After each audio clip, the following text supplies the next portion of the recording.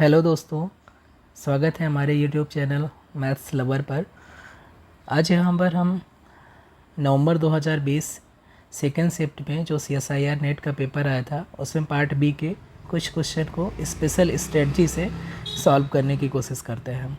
यहाँ पर जो क्वेश्चन फर्स्ट जो हम देख रहे हैं वो है इनफाइनाइट सीरीज़ से रिलेटेड। इसमें हमें इनफाइनाइट सीरीज़ का सम निकालना है और ये इस टाइप की सीरीज़ से रिलेटेड क्वेश्चन हमेशा पूछता है। इसमें से इसको हम कंसीडर करते हैं तो हमें पहले इसका nth टर्म ढूंढना होगा। तो जो यहाँ पर जो nth टर्म है आप देख रहे हैं, ये टर्म कैसे हैं कि प्लस माइनस ऐसे हैं। तो इसको हमें क्या करना है, -1 की पावर n+1 करना है। जैसे ही n=1 करेंगे तो ये पॉजिटिव हो जाएगा, n=2 करेंगे तो ये माइनस हो जाएगा। तो ये जो अल्टरनेट चेंज हो रहा है साइन, तो उसको ये एडजस्ट कर लेगा। फिर आप देख रहे हैं यहाँ पर जब फर्स्ट टर्म है तो यहाँ पर 2 आया है, और यहाँ पर सेकेंड टर्म है तो 3 आया है, फोर्थ टर्म है तो 4 आया है। ऐसे ही जो सेकेंड टर्म है यहाँ पर जब सेकेंड टर्म में फैक्टोरियल 1 है, थर्ड टर्म में फैक्टोरियल 2 है। तो ऐसे अगर हम ध्यान से देखेंगे तो इसका जो nth टर्म है वो क्या हो जाएगा, n+1 into n-1 factorial. Okay, अब हम क्या करें, अगर ऊपर नीचे दोनों तरफ इसमें मल्टीप्लाई कर दें, this can be written as n+1 into n/n+1 into n-1, और ये क्या हो गया नीचे, ये हो गया -1 पावर n+1 इंटू n/फैक्टोरियल n+1 हो गया। ओके, अब हम इसे क्या कर सकते हैं, इसे हम लिख सकते हैं, देखिए क्या लिख सकते हैं, दिस इज़ इक्वल टू -1 की power n+1 into n+1 -1 divided by factorial n+1। और अगर इसको हम दो पार्ट में ब्रेक कर दें तो ये हो जाएगा -1 की power n+1 into 1/n factorial minus 1/n+1 factorial. तो ये हमारा nth टर्म हो जाएगा। ओके, अब हमारा nth टर्म मिल गया है। तो जो सीरीज़ दिया हुआ है वो क्या है, s equal to a1 plus a2 plus a3 plus dot dot an plus dot dot ये है। अब सभी का अगर हम वैल्यू रखें तो ये क्या हो जाएगा, जब n=1 रखेंगे, यहाँ पर 2 रखेंगे तो हमें a1 a2 a3 सभी का हर एक टर्म्स की वैल्यू इसके फॉर्म में मिलती जाएगी। तो ये सब वैल्यू सब्स्टिट्यूट करते हैं, n=1 रखेंगे तो ये हो जाएगा 1/1 फैक्टोरियल माइनस 1/2 फैक्टोरियल, और फिर माइनस हो जाएगा साइन जब n=2 रखेंगे, और ये हो जाएगा 1/2 फैक्टोरियल माइनस 1/3 फैक्टोरियल। फिर आपका प्लस साइन हो जाएगा और ये हो जाएगा 1/3 फैक्टोरियल और माइनस 1/4 फैक्टोरियल। ओके, फिर माइनस ऐसे डॉट डॉट ये होता रहेगा, प्लस माइनस अल्टरनेट से आपका टर्म्स आएगा। अब हमें इसको ग्रुपिंग करना है। ग्रुपिंग ये फर्स्ट यहाँ से ये यहाँ पर आ गया, फिर से ये जो ब्रैकेट में है उसका जो फर्स्ट टर्म है उसको एक साथ लिखना है, और जो सेकेंड टर्म है उसको एक साथ लिखना है। तो इससे हमें एक एक्सपोनेंशियल सीरीज़ मिल जाएगी, और वो क्या हो जाएगी, ये अगर फर्स्ट टर्म को सारे ब्रैकेट का अगर कंसीडर करें तो ये 1/1 factorial minus 1/2 factorial plus 1/3 factorial, फिर minus 1/4 factorial dot dot plus के साथ में dot dot alternating plus minus आता रहेगा।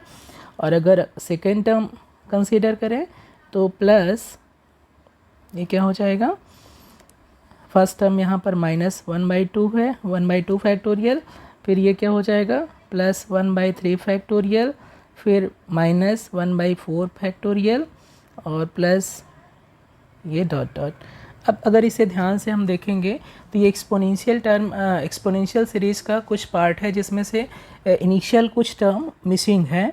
तो अगर इसे हम एडजस्ट करें तो ये क्या लिख सकते हैं, इसको जो फर्स्ट ब्रैकेट है ये इसे जो लिखा हुआ है इसको हम कैसे लिख सकते हैं, यहाँ से हमने माइनस साइन को कॉमन लिया है और इस पर हमने ये 1 को ऐड किया है, तो ये क्या हो जाएगा, माइनस साइन कॉमन लिया तो यहाँ का जो फर्स्ट टर्म प्लस था तो यहाँ पर क्या हो जाएगा, माइनस टर्म आ जाएगा 1 माइनस 1 फैक्टोरियल, और यहाँ पर ये माइनस साइन था तो ये माइनस साइन हमने यहाँ पर बाहर ले लिया तो क्या हो जाएगा, प्लस हो जाएगा, और नेक्स्ट टर्म फिर माइनस हो जाएगा, प्लस हो गया, ऐसे ही आपका आता रहेगा। अब ये जो आपका ये जो 1 हमने किया है ये माइनस साइन क्या आएगा, माइनस 1 हो जाएगा क्योंकि बाहर -1 लगा हुआ है। तो इसको एडजस्ट करने के लिए हमें क्या करना होगा, +1 ऐड करना होगा, और प्लस अगर हम इसे लिखें तो ये क्या हो जाएगा, अगर यहाँ पर हम लिखें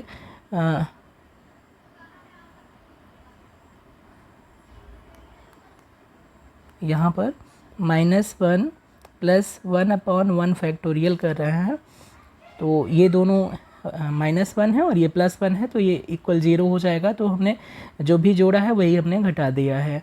अब ये क्या हो जाएगा, 1/2 फैक्टोरियल + 1/3 फैक्टोरियल -1/4 फैक्टोरियल, इतना हो जाएगा।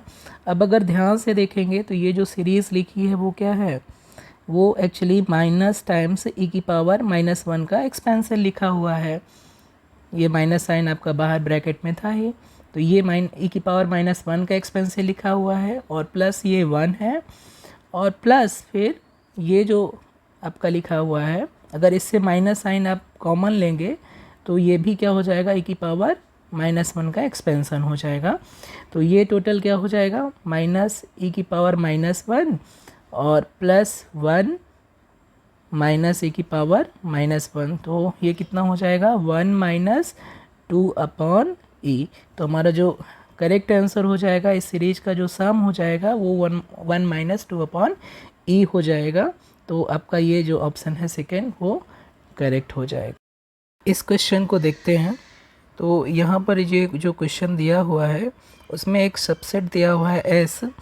वो सबसेट क्या है, नॉन जीरो वेक्टर्स का सबसेट है, और ये सारे वेक्टर्स Rn के एलिमेंट हैं। और यहाँ पर 2 स्टेटमेंट दिए हुए हैं। कौन सा स्टेटमेंट दिया हुआ, फर्स्ट स्टेटमेंट है कि if S is linearly dependent set in Rn then UK is linear combination of U1 U2 U2 up to UK -1। Means कि यहाँ पर टोटल एलिमेंट कितने दिए हैं, k एलिमेंट दिए हुए हैं। तो ये क्या कह रहा है कि जो आपका जो लास्ट जो वेक्टर है उसको हम कैसे लिख सकते हैं, summation of ai i = 1 to k - 1 ui। Means कि आप लास्ट जो वेक्टर है उसको लीनियर कॉम्बिनेशन के फॉर्म में लिख सकते हैं ऑफ प्रीवियस वेक्टर। तो इसको हम चेक करेंगे क्या ऐसा पॉसिबल है क्या कि अगर कोई भी सबसेट दिया हुआ हो नॉन जीरो वेक्टर्स का, ठीक है, तो क्या हम आखिरी वाले वेक्टर को और वो सेट क्या हो, लीनियरली डिपेंडेंट हो साथ में, तो क्या हम आखिरी वाले जो वेक्टर है उसको क्या हमेशा linear combination of previous vectors लिख सकते हैं क्या। तो यहाँ पर हम यूज़ करेंगे काउंटर एग्जाम्पल एक बनाएंगे और उससे हम देखेंगे कि ये पॉसिबल होता है कि नहीं। एक हम सेट कंसीडर कर रहे हैं S = 1 0 0 2 0 0 और ये है 0, 1, 0। यहाँ पर ये U1 है, ये U2 है और ये U3 है। ऑब्वियसली ये जो है S इज़ लीनियरली डिपेंडेंट है, क्योंकि हम यहाँ पर जो U2 है उसको हम कैसे लिख सकते हैं, 2U1 लिख सकते हैं। तो ये जो सेट है वो लीनियरली डिपेंडेंट सेट है। अब यहाँ पर जो U3 है आखिरी वाला वेक्टर, क्या हम उसको हम linear combination of previous vector लिख पाएंगे कि नहीं, इसको देखने के लिए हम देखते हैं U3 क्या है, 0, 1, 0। अगर हमें इसको लीनियर कॉम्बिनेशन ऑफ U1 और U2 लिखना है तो हमने इसको लिख दिया alpha times u1 plus beta times u2। मान लीजिए कि हम इसे लिख सकते हैं, तो देखिए क्या होता है, अल्फ़ा यहाँ पर अल्फ़ा और बीटा स्केलर है, तो ये कितना हो जाएगा, ये हो जाएगा अल्फ़ा टाइम्स 1,0,0,0 और प्लस बीटा टाइम्स 2,0,0,0। अब ये कितना हो जाएगा, अल्फ़ा प्लस 2 बीटा और कॉमा 0,0। अब यहाँ से देखिए दोनों तरफ से अगर हम देखें, कंपेयर करें कोऑर्डिनेट वाइज, तो alpha plus 2 beta equal to क्या हो जाएगा, 0 हो जाएगा, और 1 इक्वल टू 0 हो जाएगा। तो क्या ये 1 इक्वल टू 0 हमारा सही है क्या, ये ऑलवेज़ गलत है। इसका मतलब हम जो ये आखिरी वाला वेक्टर था उसको हम linear combination of previous vector means कि u1 एंड u2 के लीनियर कॉम्बिनेशन में एक्सप्रेस नहीं कर पा रहे हैं। तो इन जनरल अगर कोई भी सेट दिया हुआ है, तो हमने क्या कंक्लूज़न निकाला कि अगर कोई भी सेट दिया हुआ है वो लीनियरली डिपेंडेंट सेट है। अगर वो लीनियरली डिपेंडेंट सेट है, ये लीनियरली डिपेंडेंट सेट है, तो आखिरी वाले वेक्टर को हम linear combination of previous vector के फॉर्म में नहीं एक्सप्रेस कर सकते हैं। ये जनरली ट्रू नहीं है, तो जो फर्स्ट ऑप्शन है वो जनरली ट्रू नहीं है। ठीक है, अब सेकंड की बात करते हैं। करते हैं तो यहाँ पर क्या एज्यूम दिया हुआ है कि if S is linearly independent set in R N, तो क्या ये हमेशा ये कंडीशन सेटिस्फाई करेगा कि S में कितने वेक्टर थे, टोटल K वेक्टर थे। तो ये दिया है कि अगर S लीनियरली इंडिपेंडेंट सेट हो तो क्या हमेशा K strictly less than N होगा। तो ये ऑब्वियसली ट्रू नहीं है, क्योंकि हम जानते हैं कि जो डायमेंशन है Rn का वो कितना होता है, N होता है, और इसलिए इसका जो बेसिस होगा B, उसमें जो नंबर ऑफ़ एलिमेंट होंगे वो कितने हो जाएंगे, ऑब्वियसली उसमें नंबर ऑफ़ एलिमेंट अगर हम देखें, ये अगर बेसिस हम कह रहे हैं Rn के लिए, तो इसमें नंबर ऑफ़ एलिमेंट n होंगे, और ये B क्या होगा, लीनियरली इंडिपेंडेंट सेट होगा, क्योंकि ये बेसिस की फर्स्ट रिक्वायरमेंट होती है। तो हमने क्या देखा कि अगर लीनियरली इंडिपेंडेंट सेट है S, कोई भी लीनियरली इंडिपेंडेंट सेट है Rn में, तो ये ज़रूरी नहीं है कि उसमें जो नंबर ऑफ़ एलिमेंट है वो स्ट्रिक्टली लेस देन हो। इनफैक्ट वो इक्वल भी हो सकते हैं, या तो n के बराबर होंगे नंबर ऑफ़ एलिमेंट, और या तो फिर n से कम होंगे। तो दोनों केस पॉसिबल है। तो ये हमेशा इम्प्लाइज नहीं करेगा, k इक्वल टू n हो सकता है और k लेस देन n, ये दोनों हो सकते हैं, हमेशा यही नहीं रहेगा। ठीक है, जैसे हमने देखा कि अगर b को हम एज्यूम कर लें बेसिस है, तो b में n लीनियरली इंडिपेंडेंट वेक्टर होंगे, और इसमें n लीनियरली इंडिपेंडेंट वेक्टर है। इसका मतलब जो आपका k लेस देन n वाला जो कॉन्सेप्ट यहाँ पर दिया है वो फॉल्स हो जाएगा। ये भी आपका इन जनरल ट्रू नहीं है। तो यहाँ पर कौन सा स्टेटमेंट देखते हैं, statement 1 is false, statement second is true, दोनों हमारे फॉल्स हैं। तो ये जो ऑप्शन थर्ड है, both statement first and statement second is false are false, ये हमारा करेक्ट ऑप्शन हो जाएगा। दोनों यहाँ स्टेटमेंट जनरली होल्ड नहीं करते हैं, तो जो हमारा ऑप्शन है थर्ड करेक्ट हो जाएगा। अगला क्वेश्चन सॉल्व करते हैं। इसमें हमें क्या दिया हुआ है, एक मैट्रिक्स दी हुई है, 5x5 की मैट्रिक्स दी है, और इसका रैंक 3 है। साथ में एक लीनियर सिस्टम दिया है, और बोल रहे हैं कि इसका रो रिड्यूस्ड एक्लोन फॉर्म जो ऑगमेंटेड मैट्रिक्स का है वो R है, और ऑगमेंटेड मैट्रिक्स जो R है, ये जो ऑगमेंटेड मैट्रिक्स का रो रिड्यूस्ड एक्लोन फॉर्म R है, उसका जो ith रो है उसको हम इस तरीके से रिप्रेजेंट कर रहे हैं। और साथ में दिया है कि जो mx equal to linear system mx equal to b, उसके पास एक सॉल्यूशन है। तो सॉल्यूशन होने के लिए लीनियर सिस्टम के एक नेसेसरी एंड सफिशिएंट कंडीशन होती है कि mx equal to b has a solution if and only if rank of matrix mb is equal to rank of m हो जाए, और रैंक ऑफ m कितना दिया है, 3 दिया है। तो हम यहाँ से कंक्लूड कर सकते हैं कि जो रैंक है, रैंक ऑफ ऑगमेंटेड मैट्रिक्स 3 होना चाहिए, और जो डेफिनीशन होती है रैंक की वो क्या होती है कि this is equal to non zero non zero rows in row reduced echelon form of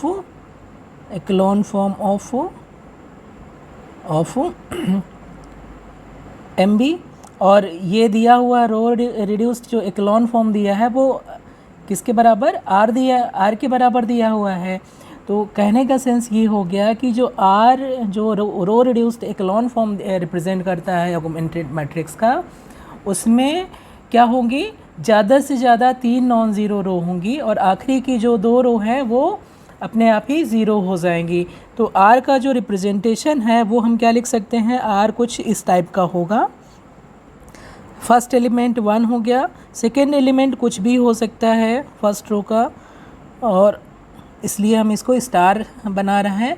second row का फर्स्ट एलिमेंट 0 हो जाएगा, फिर नेक्स्ट एलिमेंट 1 हो जाएगा, फिर नेक्स्ट एलिमेंट कुछ भी एलिमेंट हो सकता है, वो 0 भी हो सकता है और नॉन ज़ीरो भी हो सकता है। थर्ड रो में फर्स्ट 2 एलिमेंट 0 हो जाएंगे और नेक्स्ट जो एलिमेंट है वो 0 या नॉन ज़ीरो कुछ भी हो सकते हैं। और जो फोर्थ और फिफ्थ रो हो वो आइडेंटिकली 0 रो हो जाएगी, क्योंकि जो आर में जो number of non zero row है वही रैंक कहलाती है। तो जो रैंक यहाँ पर 3 दिया है, तो जो नंबर ऑफ नॉन ज़ीरो रोज़ होंगी वो ज़्यादा से ज़्यादा 3 ही हो सकती हैं, और यहाँ पर चूँकि रैंक 3 दिया है तो एग्जैक्टली ये 3 ही हो सकती हैं। तो आखिरी की जो 2 रो है वो आइडेंटिकली 0 हो जाएंगे, सारे इसके एंट्रीज 0 हो जाएंगे। अब देखते हैं हमारा ऑप्शन क्या हो सकता है। अगर फर्स्ट ऑप्शन देखें तो R3 मतलब कि आर का थर्ड रो क्या है हमारे पास कि फर्स्ट 2 एलिमेंट क्या होना चाहिए, 0 होना चाहिए। यहाँ पर जो स्टार यूज़ किया गया है, स्टार का मीनिंग क्या है, कोई भी स्टार बिलोंग्स टू आर, कोई भी ये 0 भी हो सकता है, नॉन ज़ीरो हो सकता है। तो जो R3 है यहाँ पर थर्ड रो है, उसके फर्स्ट 2 एलिमेंट क्या होने चाहिए, 0 होने चाहिए। और यहाँ पर फर्स्ट 2 एलिमेंट में ये वाला यहाँ पर 1 दिया है, ये 0 के बराबर नहीं है, इसका मतलब ये ऑप्शन करेक्ट नहीं है। R5 यहाँ पर क्या दिया है, 0 0 0, और यहाँ पर एक एलिमेंट 1 दे दिया है, यानी कि ये R5 यानी फिफ्थ रो नॉन ज़ीरो है, तो ये भी पॉसिबल नहीं है। फिफ्थ रो क्या है हमारी यहाँ पर आइडेंटिकली 0 है, तो ये भी पॉसिबल नहीं है। यहाँ पर इसको देखें, फोर्थ रो कैसी है, यहाँ पर दिया हुआ है 0 0 0 और यहाँ पर 1 दे दिया है, जबकि फोर्थ रो क्या है आइडेंटिकली हमारी 0 है, तो ये भी ऑप्शन पॉसिबल नहीं है। तो आपका आखिरी वाला देखिए, आखिरी वाले में क्या है, फोर्थ रो आइडेंटिकली 0 है, और यहाँ से भी हमने कंक्लूड किया कि फोर्थ रो आइडेंटिकली 0 होना चाहिए। तो जो हमारा करेक्ट ऑप्शन है वो फोर्थ हो जाएगा। एक और क्वेश्चन सॉल्व करते हैं। यहाँ पर देखते हैं क्वेश्चन में ये दिया हुआ है कि ए और बी कोई 2 नॉन एम्प्टी सबसेट हैं set of real number R के, और सी को डिफाइन किया है कि C is equal to intersection of A and B. तो यहाँ पर हमें क्या निकालना है कि which of the following conditions imply that C is empty set. हमें ये देखना है कि इन 4 में से कौन सा ऑप्शन ऐसा है कि जो इम्प्लाई करता है कि सी एम्प्टी सेट हो जाएगा, जहाँ सी डिफाइन किया गया है ए इंटरसेक्शन बी से। तो अब देखिए, अगर हम लें कि C इक्वल टू क्या है, फर्स्ट ऑप्शन अगर हम देखें C equal to A intersection B, ये तो ऐसे डिफाइन ही किया गया है। अब यहाँ पर अगर हम देखें क्या कह रहा है कि A और B ओपन सेट है और C क्या है, कॉम्पैक्ट सेट है। C को बोल रहा है कि ये कॉम्पैक्ट सेट है और A और B दोनों क्या हैं, ये ओपन सेट हैं। तो हमें पता है कि इंटरसेक्शन ऑफ ओपन सेट क्या होता है, intersection of open sets open होता है। अगर हम फाइनाइट लें, finite intersection infinite intersection of open set open नहीं होता है, यहाँ पर फाइनाइट इंटरसेक्शन है, और ऑब्वियसली यहाँ पर सिर्फ 2 सेट है तो finite intersection of open sets हैं। तो अगर 2 ओपन सेट का इंटरसेक्शन ले रहे हैं तो वो भी ओपन हो जाएगा, मीन्स कि ए इंटरसेक्शन बी आपका ओपन सेट है। और यहाँ पर दिया है कि ये किसके बराबर है, सी के बराबर है, और सी को दिया है कि ये कॉम्पैक्ट सेट है। अब कंपैक्ट सेट जो आर के होते हैं, आर के जो कंपैक्ट सेट होते हैं वो हेन-बोरल थ्योरम से डिफाइन होते हैं कि वो होना चाहिए क्लोज्ड और साथ में बाउंडेड। कंपैक्ट सेट वही होंगे जो क्लोज्ड भी हों और साथ में बाउंडेड भी हों। तो सी किसके इक्वल हो रहा है? सी एक कंपैक्ट सेट है तो ये क्लोज्ड भी होगा और बाउंडेड भी होगा, लेकिन ये इक्वल किसके हो रहा है? एक ओपन सेट के इक्वल हो रहा है। तो जो आर है, आर में सिर्फ दो ही सेट ऐसे हैं जो ओपन हो और साथ में क्लोज्ड हो। यहाँ पर क्या हो रहा है? सी आपका क्लोज्ड है और वो इक्वल हो रहा है किसी ओपन सेट के। तो ऐसे हम आर में ऐसे सेट ढूंढते हैं जो ओपन भी हैं और क्लोज्ड भी हैं। तो आर में सिर्फ दो ही सेट हैं, आर और एम्प्टी सेट, जो ओपन भी होते हैं और क्लोज्ड भी होते हैं। ओपन एंड क्लोज्ड दोनों हैं। सिर्फ और सिर्फ दो ही सेट हैं, बिकॉज आर क्या होता है? कनेक्टेड सेट होता है। आर कनेक्टेड सेट होने की वजह से इसमें सिर्फ दो ही सेट ऐसे हैं जो ओपन है और क्लोज्ड है। लेकिन यहाँ पर अगर हम सी क्लोज सेट था और बाउंडेड भी सेट था, क्योंकि ये कंपैक्ट दिया हुआ है, और साथ में क्या है? ए और बी ओपन सेट है, ए इंटरसेक्शन बी ओपन सेट है। तो ये सी अगर हमारा सी अगर आर के बराबर हो गया तो ये बाउंडेड नहीं रह जाएगा, अनबाउंडेड हो जाएगा, और इसकी वजह से ये कंपैक्ट नहीं रह जाएगा, नॉट कंपैक्ट। तो हमारे पास ऑप्शन क्या बचा? ऑप्शन ये बचा कि जो सी है वो क्या हो जाए? सी हो जाए एम्प्टी सेट। तो जो ऑप्शन फर्स्ट है वो आपका करेक्ट हो जाएगा कि आपके पास दो ओपन सेट है और उसका इंटरसेक्शन अगर किसी कंपैक्ट सेट के बराबर हो रहा है, दो ओपन सेट है और उसका इंटरसेक्शन कंपैक्ट सेट के बराबर हो रहा है, तो डेफिनेटली वो जो कंपैक्ट सेट है वो सिर्फ और सिर्फ एम्प्टी होगा। इसका मीनिंग क्या हुआ? इसका मीनिंग ये हुआ कि जो ए और बी थे वो एक्चुअली में डिसजॉइंट सेट थे।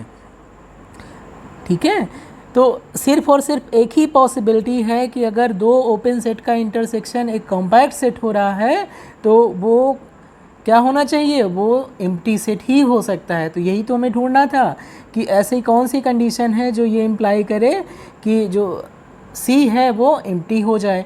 तो ये जो फर्स्ट इंफॉर्मेशन है कि ए और बी दोनों ओपन सेट रहेंगे तो उनका इंटरसेक्शन अगर कॉम्पैक्ट है तो वो सिर्फ और सिर्फ एम्प्टी सेट ही हो सकता है। तो हमारा फर्स्ट ऑप्शन करेक्ट हो जाएगा। अगर इसको हम डिस्कार्ड मेथड से देखें तो डिस्कार्ड मेथड से भी हम कर सकते हैं, हम तीनों ऑप्शन को डिस्कार्ड कर सकते हैं। कैसे डिस्कार्ड कर सकते हैं? देखिए,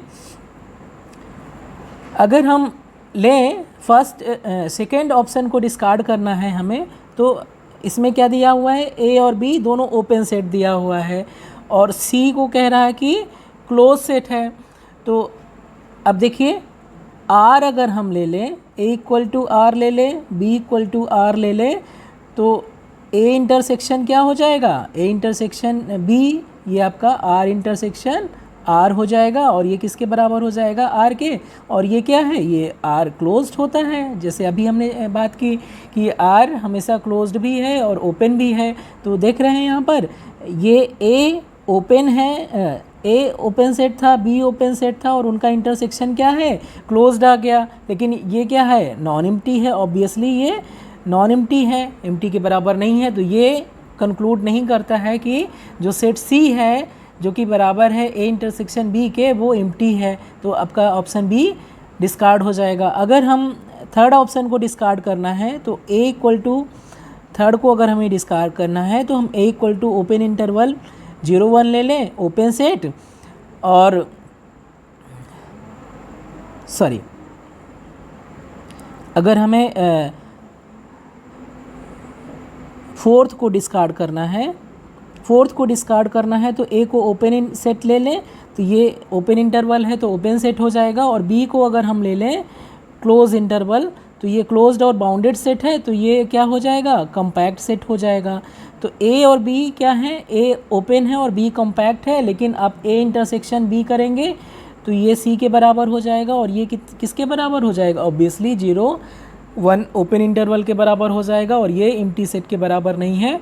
तो फोर्थ ऑप्शन भी आपका करेक्ट नहीं हो सकता है। तो हमने ऑप्शन 2 को डिस्कार्ड कर दिया, ऑप्शन 4 को डिस्कार्ड कर दिया। अब हम अगर आए थर्ड को डिस्कार्ड करना है, तो थर्ड में कैसा एक एग्जांपल कंस्ट्रक्ट करना होगा कि ए और बी दोनों डेंस सेट हो जाएं और उनका इंटरसेक्शन ले तो वो एम्प्टी ना हो। तो हमें पता है कि क्यू क्या होता है, डेंस सेट होता है, डेंस सेट इन आर। तो अगर हम ए इक्वल टू क्या लें, क्यू ले लें, और बी इक्वल टू क्या लें, क्यू यूनियन अंडर रूट 2।